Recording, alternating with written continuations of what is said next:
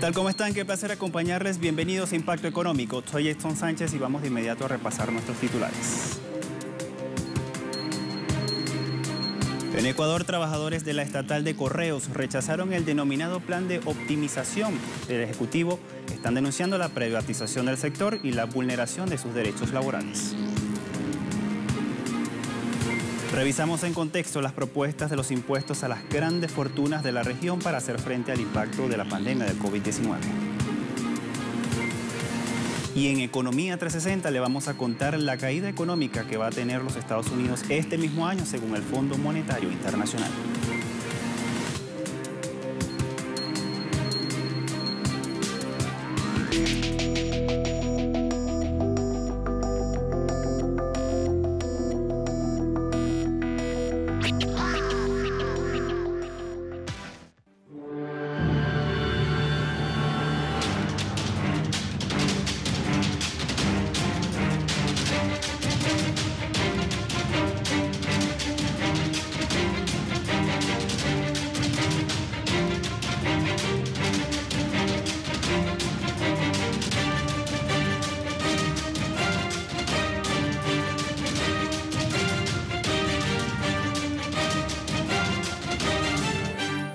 Comenzamos con esta información. El denominado proceso de optimización de recursos anunciados por el presidente de Ecuador, Lenín Moreno, levanta la protesta de los trabajadores de la empresa estatal Correos del Ecuador.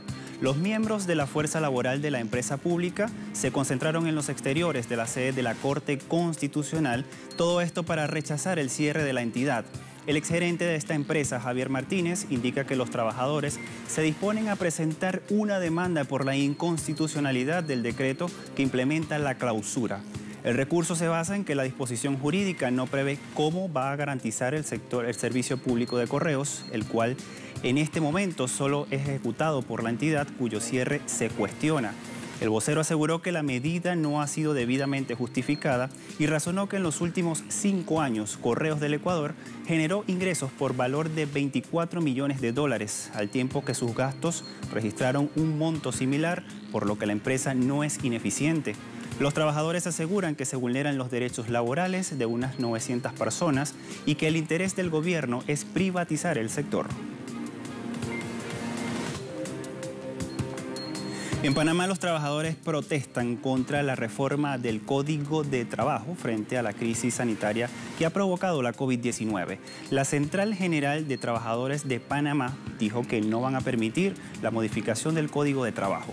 En este sentido, la ministra del Trabajo, Doris Zapata, dijo que el proyecto busca proteger los empleos en el país. Sin embargo, miembros sindicales advierten que la reforma es contraria a los derechos laborales. Igualmente, la Central General Autónoma de Trabajadores del país, Nelva Reyes, aseguró que la reforma de ley desmejora las condiciones laborales. En tanto, Reyes pidió a los diputados del Congreso rechazar el proyecto de ley.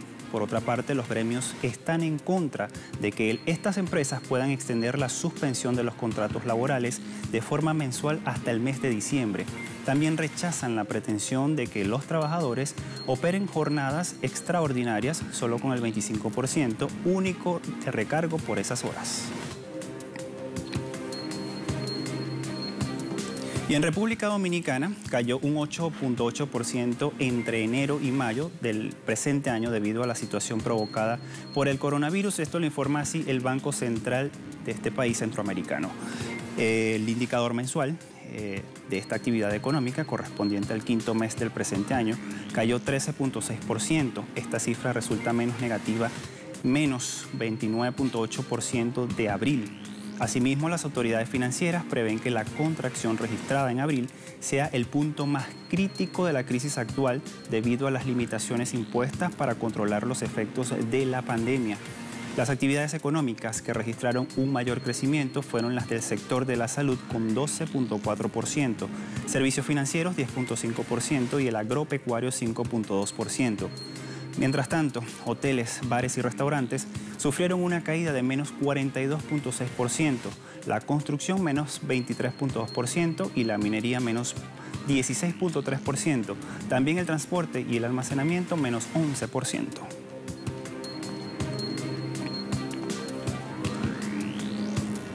En Brasil, la deforestación de la Amazonía creció 24% en el primer semestre de este mismo año. Según el Instituto del Hombre y el Medio Ambiente de la Amazonía, IMAZON, la deforestación en la Amazonía del país afectó a 2.544 kilómetros cuadrados de selva más, frente a las talas registradas en igual periodo de 2019. IMAZON registró que la región de Pará tiene el 43% del total deforestado, luego Amazonas con 21%, Mato Grosso y Rondônia, ambos con 14%. Tan solo en el mes de junio, la selva tropical perdió cerca de 822 kilómetros cuadrados de vegetación nativa. Igualmente, la reserva de Flores Río Petro, Jacundá, ubicada en Roraima, esto es en el estado fronterizo con Venezuela, fue la más afectada en junio, con 47 kilómetros cuadrados de área devastada, seguido de la conservación ambiental Triunfo do Zunju y Flona do Jumansi, esto con 27 y 23 kilómetros cuadrados talados respectivamente. Las tierras indígenas más perjudicadas por la deforestación fueron las etnias Apiteragua, Manduruku y Cayapó, todas de la región de Pará, las más afectadas de la Amazonía brasileña. Por otra parte, el Fondo Mundial para la Naturaleza expresó que Brasil avanza hacia la deforestación de la Amazonía desde que el presidente Jair Bolsonaro está en el poder.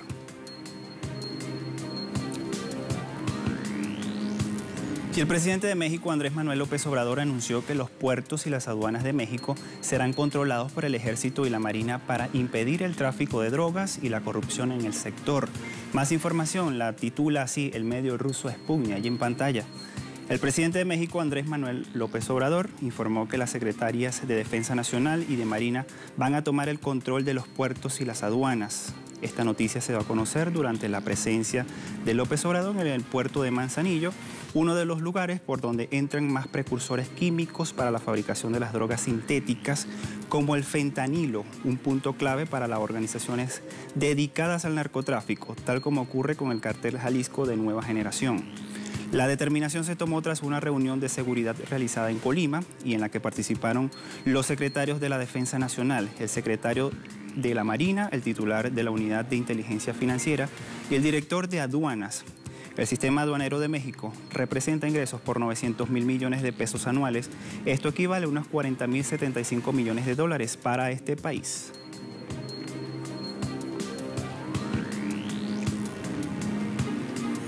De los impuestos a las grandes fortunas en la región vamos a estar conversando al regreso de esta primera pausa, así que no se aparte, ya venimos con más de Impacto Económico.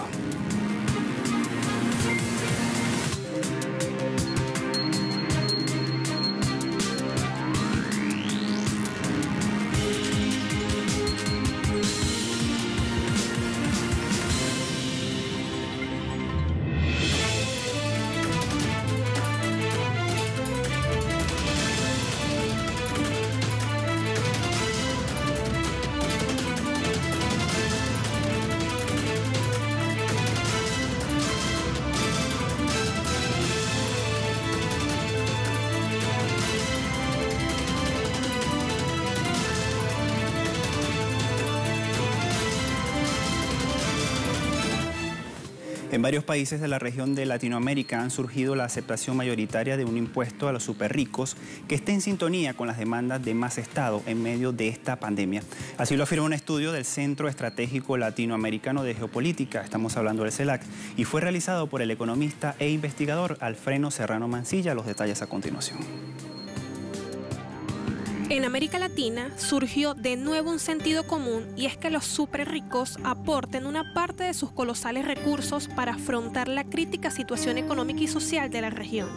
Se trata de un consenso emergente nacido en medio de la pandemia y que ha tomado forma de iniciativa tributaria en muchos países. Según el CELAC, en Chile, el impuesto a los más altos patrimonios es una iniciativa del Partido Comunista y ya ha sido aprobada en el Congreso. En Argentina, se viene discutiendo la propuesta del Frente de Todos del impuesto a las grandes fortunas. En México, el subsecretario de América Latina ha propuesto públicamente una contribución extraordinaria que afectaría a los grandes patrimonios. Igualmente, en Brasil, la temática ha aparecido como una iniciativa en el Senado por parte del Partido de los Trabajadores. En Perú, se ha presentado como proyecto de ley en el Congreso y en Bolivia lo ha expuesto el candidato presidencial por el MAS, Luis Arce. El CELAP indica que el fenómeno regional no está disociado de lo que piensa la gente. En las 3 últimas encuestas realizadas por el CELAP de los últimos 2 meses en Argentina, Chile y México, existe un gran acuerdo sobre la temática. Por ejemplo, en Argentina, el 78% de los consultados estaría de acuerdo con el impuesto a las grandes fortunas. En Chile, este valor es del 72% y en México del 67%. Asimismo, la ciudadanía de los 3 países creen que el Estado debe intervenir y estar presente en la economía. En Argentina, el respaldo llega a 90%, en Chile 68% y en México un 60%. Pese a que la propuesta de establecer un impuesto a los superricos en América Latina no está en marcha, hay tipos impositivos que se aplican a las empresas de la región. El economista Alfredo Serrano Mancilla asegura que existen empresas en Latinoamérica que usan múltiples mecanismos para reducir la base imponible. Más detalles a continuación. De acuerdo al CELAP, es inadmisible que la tasa legal del impuesto que tienen que pagar las empresas en la región difiera tan significativamente de la tasa efectiva. Por ejemplo, en Argentina, la tasa legal es del 30%, pero a la hora de la verdad, el tipo impositivo efectivo sobre sus beneficios es del 7,6%. En México, la relación es de 30% a 7,4%. En Perú, de 29,5% a 8,8% y en Colombia, de 33% a 9,8%. Esto sucede porque la mayoría de las empresas usan múltiples mecanismos para disminuir la base imponible sobre la que se aplica el tipo impositivo. Asimismo, se indica que empresas transnacionales de alta tecnología como Google, Apple, Facebook y Amazon apenas pagan tributos en América Latina y existe un gran vacío deliberado para que estos gigantes facturen y puedan así trasladar sus beneficios a guaridas fiscales. Igualmente sostienen que las grandes fortunas han de contribuir en relación a su capacidad económica. Según el último estudio del CELAP, aplicando un impuesto aproximado al que tiene Uruguay en los países de la región, se lograría obtener un extra de algo más de 51.000 millones de dólares y si se aplicara el vigente en Colombia, se obtendrían casi 26.000 millones de dólares. Por otra parte, las actividades económicas ficticias, las no reales, en su mayoría especulativas en el campo financiero, han de ser penalizadas tributariamente. La recaudación tributaria en América Latina y el Caribe está por debajo de la medida de los países de la OCDE. Esta realidad ha impulsado la informalidad. Según el Centro de Pensamiento por Excelencia de las Economías Avanzadas, en los países de América Latina y el Caribe, la recaudación tributaria supone el 23,1% del Producto Interno Bruto. Estos son 7 puntos más que en 1990, pero todavía 11 puntos porcentuales menos que la media de la Organización para la Cooperación y el Desarrollo Económico, la OCDE, y en niveles muy similares a los de una década atrás. En concreto, la región recauda poco en comparación con los países de la OCDE, que obtienen 34,3%, y con la Unión Europea, que obtiene el 40,3%.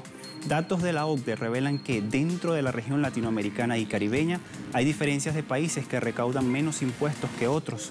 En este contexto, la organización indica que en 2018, Guatemala, una de las naciones con menor nivel de moral tributaria, y República Dominicana fueron los 2 países que menos recaudaron, con el 12,1% y el 13,2% respectivamente.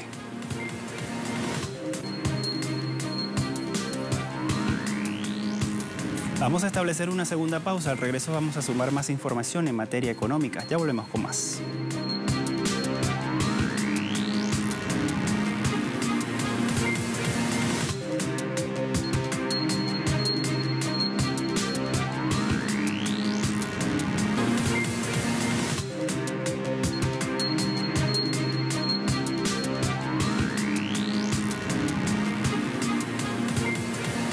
La pandemia de la COVID-19 provocará que la economía de los Estados Unidos registre una caída este mismo año, lo informa así el Fondo Monetario Internacional.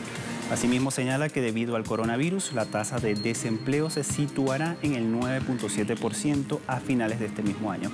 El Fondo Monetario Internacional ha instado a los Estados Unidos a desplegar rápidamente un nuevo paquete de estímulo fiscal para apresurar la recuperación de la contracción del segundo trimestre de este mismo año. Los técnicos del Fondo Monetario Internacional subrayaron que el consumo en suelo estadounidense cayó 18% en febrero y abril debido a las medidas de restricción de la movilidad para evitar la propagación del coronavirus. El FMI agrega que la súbita caída en la demanda tendrá como resultado un incierto volumen de bancarrotas cooperativas. Los líderes de la Unión Europea iniciaron este mismo viernes una cumbre para debatir el fondo de recuperación tras la pandemia de la COVID-19. ¿Cómo transcurrió esta jornada? Aquí le contamos. La cumbre de líderes de la Unión Europea, destinada principalmente para acordar un plan de recuperación económica tras la pandemia de la COVID-19, inició este viernes en Bruselas. Los 27 líderes debatieron el fondo de recuperación de 750.000 millones de euros, de los cuales 500.000 millones serán en subvenciones y el resto en préstamos. En este primer día de negociaciones persisten las diferencias, ya que diversos países han manifestado su confianza en la posibilidad de alcanzar un acuerdo, mientras otros permanecen cerrados a esta idea. La canciller de Alemania, Angela Merkel, destacó las grandes diferencias que persisten entre los líderes del bloque para llegar a un acuerdo que impulse el plan de recuperación económica, mientras que el presidente de Francia, Emmanuel Macron, instó a los líderes europeos a actuar con mayor empeño y solidaridad para lograr un acuerdo sobre el plan. Por su parte, el primer ministro holandés, Mark Rutte, exigió que los planes nacionales de reformas para acceder a las ayudas sean aprobados por unanimidad, una opción que Italia y España consideran inaceptable. La cumbre, que finalizará este sábado, también abordará el presupuesto comunitario para el periodo 2021 a 2027. Dos agencias de Naciones Unidas advierten que la malnutrición puede afectar a más de 15 millones de niños en África. El Fondo de Naciones Unidas para la Infancia, la UNICEF y el Programa Mundial de Alimentos señalan que 15.4 millones de casos de malnutrición aguda en niños menores de 5 años podrían darse este año en África Occidental y Central si no se toman las medidas a tiempo.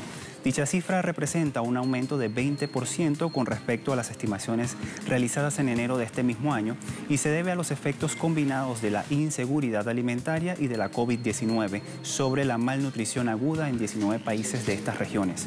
La pandemia está afectando a los sistemas alimentarios de la zona, donde ha aumentado el precio de los productos básicos y su acceso se ha complicado con los ingresos de los hogares, mermados por las medidas de restricción de los movimientos impuestos a estos últimos meses para limitar el avance de la enfermedad.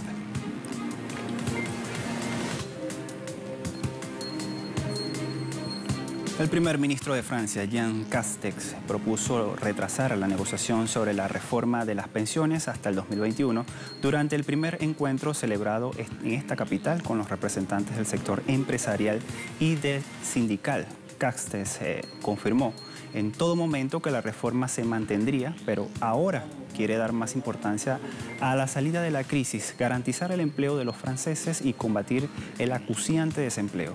La polémica en torno a la reforma pensional del presidente Emmanuel Macron fue muy fuerte en Francia y cuando el país se disponía a sacarla adelante, las protestas lo paralizaron absolutamente todo. Esta reforma sería la más grande desde la Segunda Guerra Mundial y pretende unificar los hasta ahora 42 sistemas públicos de pensión diferentes.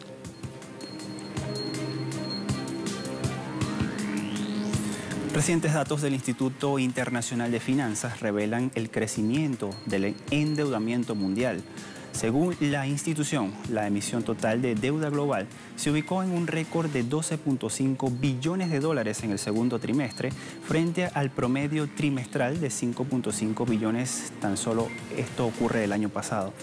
Indicó que el 60% de esas emisiones provenían de los gobiernos y destacó que el aumento de los compromisos acrecienta la preocupación sobre su sostenibilidad. Además, el instituto indica que en los mercados emergentes, las relaciones deuda-PIB aumentaron a 230% en el primer trimestre. En tanto, el pasivo en los mercados superó el 392% del Producto Interno Bruto frente al 380% en 2019. Con el incremento de los índices de deuda fuera del sector financiero más pronunciado en Canadá, Francia, Noruega y los Estados Unidos.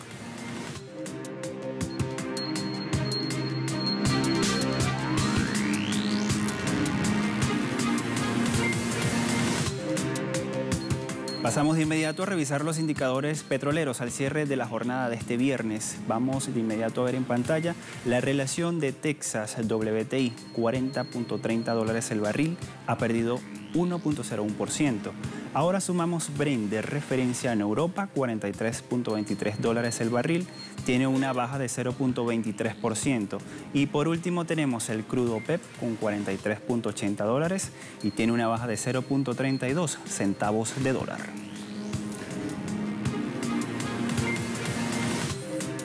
Con estos indicadores ponemos punto final a esta emisión de Impacto Económico. La invitación, como siempre, para que siga todas nuestras redes sociales. A todos muchas gracias y feliz fin de semana para todos. Hasta la próxima. Chao.